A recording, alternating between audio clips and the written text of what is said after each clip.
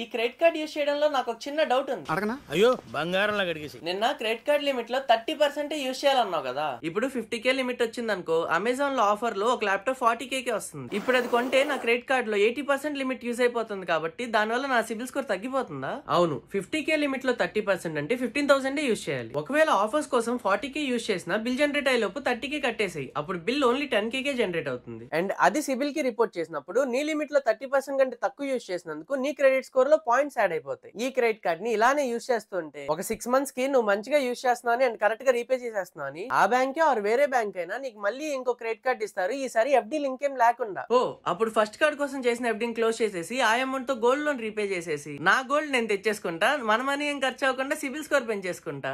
Good. ఈ FD వేస్ credit card తీసుకోవడానికి నువ్వు డైరెక్ట్ గా ఎస్బీఐ, హెచ్డిఎఫ్సి లాంటి బ్యాంక్స్ కి వెళ్ళి తీసుకోవచ్చు. లేదా ఏ శ్రమ లేకుండా ఇంట్లోనే కూర్చొని తీసుకోవాలంటే నువ్వు వన్ కార్డ్ యాప్ డౌన్లోడ్ చేసుకుని కూడా తీసుకోవచ్చు. ఆ వన్ కార్డ్ లింక్ పేజ్ బయోలో ఇస్తున్నాను, ట్రై చేయి. నీ సిబిల్ స్కోర్ బాగుంటే ఎఫ్డి లేకుండా కూడా నీకు కార్డ్ ఇస్తారు.